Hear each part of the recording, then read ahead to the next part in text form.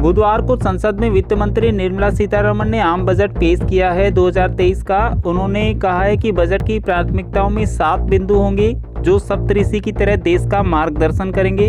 हम आपको आसान भाषा में सप्तऋषि के वो 7 बिंदु बताने का प्रयास करेंगे। सबसे पहला है सहभागिता के साथ विकास। जी हाँ, जिसमें वंचितों के साथ साथ सभी को वरीयता दी जाएगी। खेती के लिए डिजिटल इंफ्रास्ट्रक्चर को बढ़ावा मिलेगा। आखिरी तबके तक पहुंचने की कोशिश होगी। काबिलियत का पूरा इस्तेमाल होगा। सतत विकास की तरफ बढ़ने की कोशिश होगी और फाइनेंशियल सेक्टर और युवाओं का भी ध्यान रखा गया है इस बिंदु में। प्रधानमंत्री गरीब कल्याण अन्न योजना के तहत 2 लाख करोड़ रुपए केंद्र सरकार द्वारा वहन किया जा रहा है और अंत्योदय योजना के तहत गरीब के लिए मुफ्त खाद्यान्न की आपूर्ति को 1 वर्ष के लिए भी बढ़ा दिया गया है। इस बजट में साल 2014 से सरकार के प्रयासों ने सभी नागरिकों के जीवन की बेहतर गुणवत्ता और गरिमापूर्ण जीवन सुनिश्चित किया गया है। इस बजट में प्रति व्यक्ति आय दोगुनी से अधिक बढ़कर 1.97 लाख रुपए हो गई है। इन 9 वर्षों में भारतीय अर्थव्यवस्था दुनिया में 5वीं सबसे बड़ी अर्थव्यवस्था के रूप में बढ़ी है। आम बजट 2023 की जो मुख्य बातें हैं वो आपको बता दें कि निर्मला सीतारमण ने कहा है कि अमृत काल का यह पहला बजट है। वित्त मंत्री निर्मला सीतारमण ने कहा है कि बजट 2023-24 में मेरी सरकार की प्राथमिकताएं समावेशी विकास, अंतिम मील तक पहुंचना और बुनियादी ढांचा और निवेश रहा है। क्षमता को उजागर करना, हरित विकास, युवा और वित्तीय क्षेत्र होगा। भारतीय अर्थव्यवस्था चमकता हुआ सितारा भी बताया सीतारमण ने। कोविड के दौरान 20 महीनों तक सरकार ने लोगों को भूखा नहीं रहने दिया, उन्होंने ये भी बात कही। और उन्होंने आगे कहा कि वर्तमान वर्ष के लिए हमारी अर्थव्यवस्था की वृद्धि दर 7% रहने का अनुमान है। यह विश्व की बड़ी अर्थव्यवस्थाओं में सबसे अधिक है। भारतीय अर्थव्यवस्था सही रास्ते पर है और उज्जवल भविष्य की ओर बढ़ रही है। उन्होंने ऐसी बात कही आम बजट 2023 में। बुधवार को संसद में आम बजट पेश करते हुए वित्त मंत्री निर्मला सीतारमण ने 2014 से सरकार के प्रयासों ने सभी नागरिकों के जीवन की बेहतर गुणवत्ता और गरिमापूर्ण जीवन को सुनिश्चित किया है। प्रति व्यक्ति आय दोगुनी से अधिक बढ़कर 1.97 लाख रुपए हो गई है। इन 9 वर्षों में भारतीय अर्थव्यवस्था दुनिया में 5वीं सबसे बड़ी अर्थव्यवस्था के रूप में बढ़ी है, उन्होंने ऐसा कहा। और G20 अध्यक्षता से भारत की ग्लोबल पकड़ मजबूत होगी, उन्होंने ये बात कही। प्रधानमंत्री गरीब कल्याण अन्न योजना के तहत 2 लाख करोड़ रुपए केंद्र सरकार द्वारा वहन किया जा रहा है, उन्होंने ये बात भी कही। अंत्योदय योजना के तहत गरीबों के लिए मुफ्त खाद्यान्न की आपूर्ति को 1 वर्ष के लिए बढ़ा दिया गया है। वित्त मंत्री निर्मला सीतारमण ने ऐसा कहा। प्रति व्यक्ति सालाना आय बढ़कर 1,97,000 प्रति व्यक्ति आय दोगुनी हो गई बताई उन्होंने। और 2022 में UPI के जरिए 126 लाख करोड़ का डिजिटल पेमेंट बताया उन्होंने। PM सुरक्षा के तहत 44 करोड़ लोगों का इंश्योरेंस भी उन्होंने बताया। महिलाओं के लिए भी उन्होंने विशेष तोहफा दिया है, महिलाओं को आर्थिक सशक्तिकरण किया गया बताया उन्होंने। और उन्होंने कहा कि महिलाओं के लिए एक सुनहरा तोहफा है जो कि 47.8 करोड़ PM जन धन खाते खोले गए हैं उनके लिए। और टूरिज्म सेक्टर को प्रमोट करने के लिए भी मिशन चलाया गया बताया उन्होंने। और ग्रीन फ्यूल, ग्रीन एनर्जी को लेकर कई पॉलिसी उन्होंने बताई। वित्त मंत्री निर्मला सीतारमण ने कहा कि हमारा आर्थिक एजेंडा नागरिकों के लिए अवसरों को सुविधाजनक बनाने, विकास और रोजगार सृजन को तेज गति प्रदान करने और व्यापक आर्थिक स्थिरता को मजबूत करने पर केंद्रित है। उन्होंने आगे कहा कि भारतीय रेलवे के लिए 2.40 लाख करोड़ का आवंटन करने की व्यवस्था की गई है जो अब तक का सबसे बड़ा है। इससे पहले 2013-14 में जो आवंटन किया गया था ये उससे 9 गुना अधिक है। वित्त मंत्री निर्मला सीतारमण ने किसानों के हित में भी बात कही। उनके कृषि को लेकर के कहा कि उन्हें कृषि से जुड़े स्टार्टअप को प्राथमिकता दी जाएगी। युवा उद्यमियों द्वारा कृषि स्टार्टअप को प्रोत्साहित करने के लिए कृषि त्वरित कोष की स्थापना की जाएगी। और कृषि त्वरक कोष की स्थापना के साथ साथ उन्होंने कहा कि PPP यानी कि मॉडल के जरिए टूरिज्म सेक्टर को बढ़ावा देंगे। PPP का जो मॉडल है उन्होंने टूरिज्म सेक्टर के लिए बात कही ये बात। और जम्मू कश्मीर, लद्दाख, नॉर्थ ईस्ट पर फोकस भी बताया उन्होंने। और वित्त मंत्री ने आगे कहा कि युवा उद्यमियों द्वारा कृषि स्टार्टअप को प्रोत्साहित करने के लिए कृषि कोष भी बनाया जाएगा। वित्त मंत्री निर्मला सीतारमण ने आगे कहा कि राज्यों की सक्रिय भागीदारी, सरकारी कार्यक्रमों और सार्वजनिक निजी भागीदारी के साथ मिशन मोड पर पर्यटन को बढ़ावा दिया जाएगा।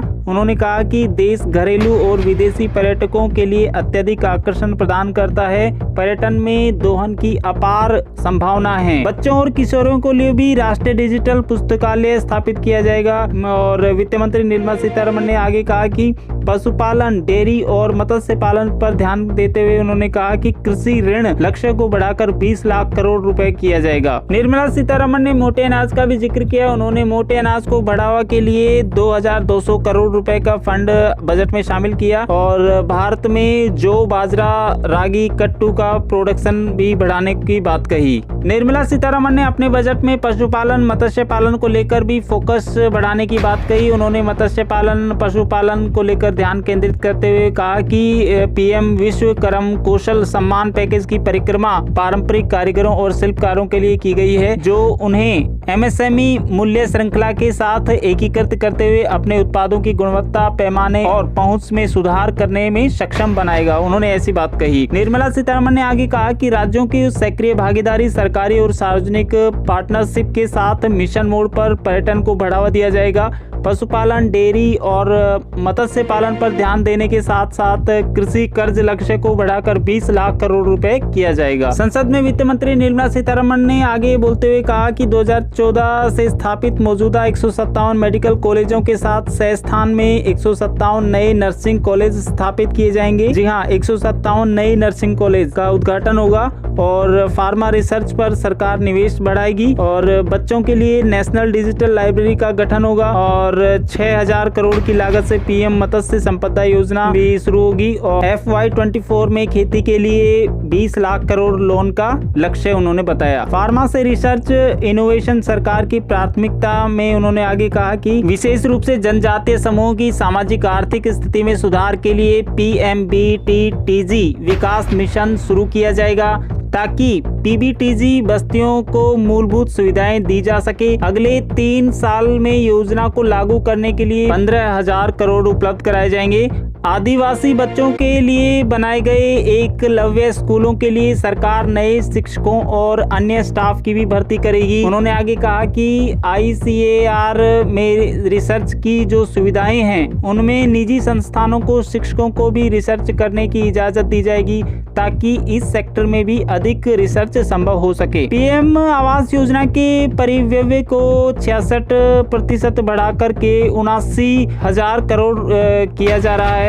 वित्त मंत्री निर्मला सीतारमण ने ऐसा कहा। उन्होंने बजट में आगे कहा कि बजट में रेलवे के लिए 2.40 लाख करोड़ रुपए के पूंजीगत परिव्यय का प्रावधान किया गया है। पीएम आवास योजना का बजट 66 बढ़ाकर 79 लाख करोड़ रुपए, साथ ही FY24 में कैपेक्स का लक्ष्य जो 33% बढ़ाकर के 10 लाख करोड़ किया गया है।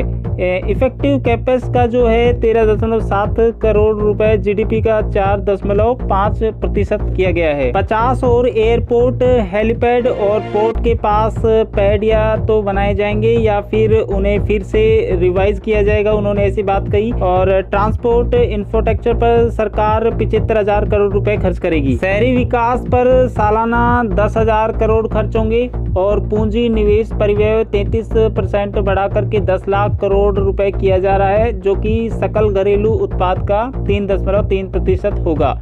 उन्होंने आगे कहा कि महामारी से प्रभावित MSME को राहत दी जाएगी। संविदागत विवादों के निपटान के लिए स्वैच्छिक समाधान योजना लाई जाएगी और गीले और सूखे कूड़े के निपटारे के लिए साइंटिफिक तरीकों को अपनाया जाएगा। मेक आई इन इंडिया और make I work for India को बढ़ावा देने के लिए आर्टिफिशियल इंटेलिजेंस के 3 सेंटर भी बनाए जाएंगे, जो 3 आला संस्थानों में बनाए जाएंगे। उन्होंने ऐसी बात कही। AI का इस्तेमाल किस दिशा में हो और इसके लिए ये सेंटर निजी कंपनियों के जानकारों से मिलकर काम कर सकेंगे, उन्होंने कहा। और KYC सुविधा को और सरल किया जाएगा ताकि लोगों के लिए नाम में सुधार करना या पता बदलना आसान हो सके। और सभी सरकारी महकमों में सभी तरह के डिजिटल कामों के लिए पैन कार्ड को आम पहचान के रूप में स्वीकार किया जाएगा, उन्होंने आम बजट में वित्त मंत्री निर्मला सीतारमण ने कहा। और उन्होंने कहा कि विवाद से विश्वास स्कीम के तहत एमएसएमई को राहत भी मिलेगी और अगर कोविड के दौरान एमएसएमई ठीक से परफॉर्म नहीं कर पाई है तो कॉन्ट्रैक्ट के तहत कुल राशि का 95% उन्हें लौटाया जाएगा। पैन कार्ड को लेकर के भी वित्त मंत्री ने बड़ी घोषणा की है। पैन को लेकर के वित्त मंत्री ने बड़ी घोषणा करते हुए कहा कि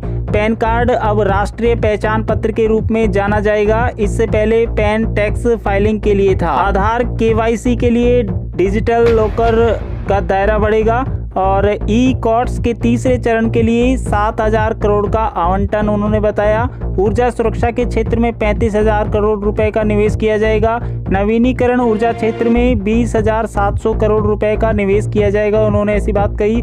और निर्मला सीतारमण ने आगे कहा कि वैकल्पिक उर्वरकों को बढ़ावा देने के लिए पीएम प्रमाण योजना की शुरुआत की जाएगी। गोवर्धन स्कीम के तहत 500 नए संयंत्रों की भी स्थापना की जाएगी, वित्त मंत्री निर्मला सीतारमण ने अपने बजट में कहा। आगे उन्होंने कहा कि मेन होल या सीवर की सफाई का काम इंसानों के द्वारा न किया जाए और इसे मशीनों के जरिए किया जाए। इसके लिए ये काम 100% मशीनों से ही हो।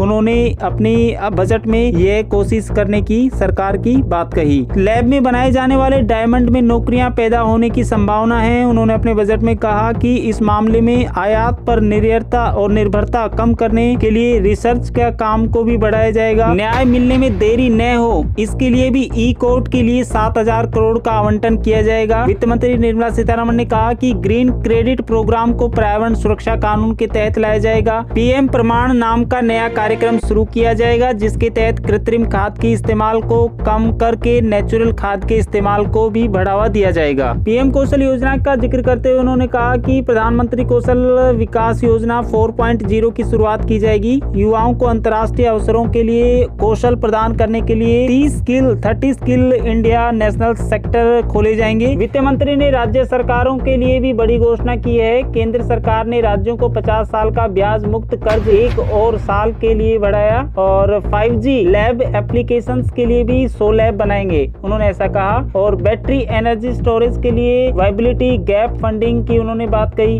वित्त मंत्री निर्मला सीतारमण ने कहा कि क्षेत्रीय हवाई संपर्क के सुधार के लिए 50 अतिरिक्त हवाई अड्डे, हेलीपैड और वाटर एयरोड्रोम और उन्नत लैंडिंग ग्राउंड को नवीनीकृत किया जाएगा। 740 एकलव्य मॉडल आवासीय विद्यालयों के लिए उन्होंने बात करते हुए कहा कि अगले 3 वर्षों में 38,000 शिक्षकों और सहायक कर्मचारियों की भर्ती की जाएगी, जो एनर्जी ट्रांजैक्शन इन्वेस्टमेंट के लिए 35,000 करोड़ रुपए बताए उन्होंने। और नेशनल ग्रीन हाइड्रोजन के लिए उन्होंने 19,700 करोड़ रुपए बताए। 2030 तक 5 MMT ग्रीन हाइड्रोजन प्रोडक्शन का लक्ष्य उन्होंने बताया। आगे उन्होंने कहा कि नगरपालिका बॉन्डों के लिए साख बढ़ाने के लिए शहरों को प्रोत्साहित किया जाएगा। वित्त मंत्री ने कहा कि अमृतकाल के लिए उपयुक्त बुनियादी ढांचे के वर्गीकरण और वित्त पोषण ढांचे को बचाने के लिए विशेष समिति गठित की जाएगी। गोवर्धन योजना के लिए 10,000 करोड़ का आवंटन किया जाएगा। इसके साथ ही जरूरी राहत भी दी जाएगी। सरकार 1 करोड़ किसानों को ऑर्गेनिक खेती अपनाने के लिए प्रेरित करेगी। इसके लिए 10,000 बायो इनपुट रिसर्च सेंटर बनाए जाएंगे। प्रदूषण फैलाने वाली गाड़ियों की रिप्लेसिंग बेहद महत्वपूर्ण काम है। ये सतत विकास की राह में बड़ा कदम है। केंद्र सरकार की पुरानी गाड़ियों और एम्बुलेंस को नष्ट करने के लिए मदद की जाएगी। और उन्होंने आगे कहा कि इसके लिए राज्य सरकारों को भी मदद दी जाएगी। वित्त मंत्री निर्मला सीतारमण ने आगे कहा कि अगले 3 सालों में प्रधानमंत्री कौशल विकास योजना 4.0 योजना लॉन्च की जाएगी, जिसमें इंडस्ट्री वेस्ट पाठ्यक्रम पर फोकस किया जाएगा। वित्त मंत्री निर्मला सीतारमण ने कहा कि युवाओं को अंतर्राष्ट्रीय बाजार के लिए तैयार करने के लिए अलग अलग राज्यों में 30 स्किल इंडिया इंटरनेशनल सेंटर बनाए जाएंगे। डायरेक्ट बेनिफिट स्कीम के तहत छात्रों को मदद के लिए भी स्कीम लॉन्च की जाएगी। इसमें 47 लाख युवाओं को मदद मिलेगी। अगले 3 वर्षों में 1 करोड़ किसानों को प्राकृतिक खेती अपनाने के लिए सहायता मिलेगी। सीतारमण ने कहा कि 10,000 जैव इनपुट संसाधन केंद्र स्थापित किए जाएंगे। महिला सम्मान बचत पत्र योजना भी शुरू की जाएगी। इसमें महिलाओं को 2 लाख की बचत पर 7.5% का ब्याज मिलेगा। वरिष्ठ नागरिक खाता स्कीम की भी उन्होंने बात की। उन्होंने कहा कि वरिष्ठ नागरिक खाता स्कीम की सीमा 4.5 लाख से 9 लाख की जाएगी। एमएसएमई की क्रेडिट गारंटी स्कीम में 9 9,000 करोड़ की बढ़ोतरी की जाएगी। MSME की 1% सस्ती दर पर लोन लेने के लिए नई स्कीम लागू होगी। PM कौशल विकास 4.0 लॉन्च करेंगे। सीतारमण ने आगे कहा कि 3 वर्षों में 47 लाख युवाओं को सहायता प्रदान करने के लिए एक अखिल भारतीय राष्ट्रीय शिक्षा योजना के तहत प्रत्यक्ष लाभ हस्तांतरण शुरू करने की घोषणा की उन्होंने, और banking company act RBI act में बदलाव का प्रस्ताव भी बताया उन्होंने। Protection fund, investor education fund का गठन और इनकम टैक्स को लेकर वित्त मंत्री निर्मला सीतारमण ने कहा कि 6 से 9 लाख तक की आय पर 10% जो टैक्स होता है वो नेक्स्ट जनरेशन टैक्स फॉर्म जारी किया जाएगा, जो सरल होगा, आसानी से टैक्स भरा जा सकेगा। इसके लिए नेक्स्ट जनरेशन टैक्स फॉर्म जारी किया जाएगा। कॉर्पोरेशन सेक्टर में 31 मार्च 2024 तक काम शुरू करने वाली नई कंपनियों को 15% छूट दी जाएगी। अभी सालाना 5 साल तक की आय पर लोग कोई आय टैक्स नहीं देते। इस स्तर को न्यू टैक्स रिलीज में 7 लाख करने का प्रस्ताव रखा गया है इस बजट में 2023 में। साथ ही आपको बता दें कि साल 2020 में पर्सनल टैक्स रिजीम के 6 दरें जो दी गई थी, उनमें भी इसे घटा करके 5 स्तर तक किया जाएगा। 0 से 3 साल तक की आय पर कोई टैक्स नहीं लगेगा। 3 से 6 लाख तक की आय पर 5% टैक्स लगेगा। 6 से 9 लाख तक की आय पर 10% टैक्स लगेगा। 9 से 12 लाख तक की आय पर 15% टैक्स लगेगा। 12 से 15 लाख तक की आय पर 20% टैक्स लगेगा। 15 साल से अधिक में 30% टैक्स लगेगा। 9 लाख तक की आय पर व्यक्ति को 45,000 का टैक्स देना होगा और 15 लाख की आय पर 1.5 लाख तक का या 10% का टैक्स देना होगा। बजट 2023 में फिलहाल इतना ही। आप बने रहिए न्यूज़ लिंक के साथ। धन्यवाद।